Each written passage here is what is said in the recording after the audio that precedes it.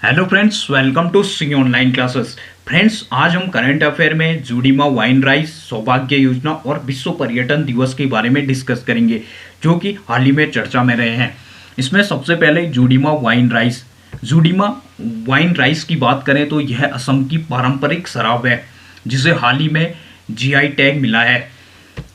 Judima wine rice की बात करें तो यह डिमासा जनजाति, जो असम की डिमासा जनजाति है, उसके घरेलू स्थानीय चावलों से वो निर्मित करते हैं। इसके साथ साथ जीआई टैग प्राप्त करने वाला कार्बी आंगलोंग और डीमा हसाओ के पहाड़ी जिलों का यह दूसरा उत्पाद है। इसके अलावा हाल ही में मणिपुर की प्रसिद्ध हाथी मिर्च और तामेंगलोंग संतरा को भी जीआई टैग मिला है। नेक्स्ट हम भौगोलिक संकेतक के बारे में बात करेंगे, यानी कि जियोग्राफिकल इंडिकेशन। जियोग्राफिकल इंडिकेशन की बात करें तो यह एक निश्चित भौगोलिक क्षेत्र में उत्पन्न होने वाली विशिष्ट विशेषताओं वाली वस्तुओं की पहचान के लिए की जाती है। इसके अलावा जीआई टैग विश्व व्यापार संगठन के बौद्धिक संपदा अधिकारों के व्यापार संबंधी पहलों का भी हिस्सा है। इसके साथ साथ भारत में भौगोलिक संकेतक के पंजीकरण को वस्तुओं की भौगोलिक संकेतक अधिनियम 1999 द्वारा विनियमित किया जाता है। इसके अलावा भौगोलिक संकेत रजिस्ट्री चेन्नई द्वारा जारी की जाती है, और इसके साथ साथ भौगोलिक संकेतक का पंजीकरण 10 वर्ष की अवधि के लिए किया जाता है। इसके अलावा भारत में जीआई सुरक्षा से अन्य देशों में उत्पाद की पहचान होती है, जिससे कि हमारा जो एक्सपोर्ट है उसमें इंक्रीमेंट देखने को मिलता है। नेक्स्ट हम जुडीमा के बारे में डिस्कस करेंगे। जुडीमा की बात करें तो यह एक टाइप की शराब होती है जिसे स्टिकी राइस से निर्मित किया जाता है। इसके साथ साथ इसमें उबले और पारंपरिक जड़ी बूटियों को मिश्रित किया जाता है, और जिसे हम थेम्बा के नाम से जानते हैं। इसके अलावा यह शराब असम राज्य की डिमासा जनजाति की विशेषता है, और इसका जो टेस्ट होता है वो मीठा होता है। इसके साथ साथ इसे तैयार करने में 1 सप्ताह का समय लगता है, और इसे हम वर्षों तक स्टोर कर सकते हैं। इसके अलावा असम की बात करें तो असम राज्य में 14 मान्यता प्राप्त मैदानी जनजातीय समुदाय पाए जाते हैं। इसके साथ साथ यहाँ पे 15 पहाड़ी जनजातीय समुदाय और 16 मान्यता प्राप्त अनुसूचित जाति समुदाय पाए जाते हैं।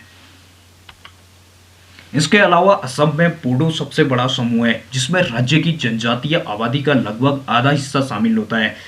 इसके साथ साथ असम में अन्य प्रकार की एसटी समूह की बात करें तो उसमें मिसिंग हो गया, कार्बी हो गया, राभा, कचारी, लालुंग और डिमासा शामिल है। इसके अलावा हाल ही में असम में जिन जिन चीज़ों को जीआई टैग मिला, उनमें से काजी नेमू, जो कि एक टाइप का नींबू होता है, उसे 2020 में जीआई टैग मिला, और 2019 में असम के चोकुआ चावल को भी जीआई टैग मिला। नेक्स्ट हम सौभाग्य योजना के बारे में डिस्कस करेंगे। हाल ही में प्रधानमंत्री सहज बिजली घर योजना यानी कि सौभाग्य योजना ने अपने कार्यान्वयन के 4 वर्ष सफलतापूर्वक पूरे कर लिए हैं, और इसकी शुरुआत से लेकर 31 मार्च 2021 तक 2.82 करोड़ घरों तक विद्युतीकरण किया जा चुका है। इसके साथ साथ सौभाग्य योजना 2017 में देश के ग्रामीण और शहरी क्षेत्रों में सभी घरों को विद्युतीकरण सुनिश्चित करने के लिए शुरू की गई थी। इसके उद्देश्य की बात करें तो लास्ट माइल कनेक्टिविटी, अर्थात अंतिम बिंदु तक कनेक्टिविटी के माध्यम से देश में सार्वभौमिक घरेलू विद्युतीकरण लक्ष्य प्राप्त करना है। इसके साथ साथ ग्रामीण क्षेत्रों में सभी गैर विद्युतीकृत घरों और शहरी क्षेत्रों में गरीब परिवारों तक बिजली की पहुंच इसका उद्देश्य है। इसके लाभार्थियों की बात करें तो इनकी पहचान सामाजिक, आर्थिक और जाति जनगणना 2011 के आंकड़ों का उपयोग कर की जाती है। इसके साथ साथ SECC डेटा के दायरे में नहीं आने वाले गैर विद्युतीकरण घरों को भी 500 रुपये तक का भुगतान कर योजना के तहत विद्युत कनेक्शन प्रदान किए जाएंगे।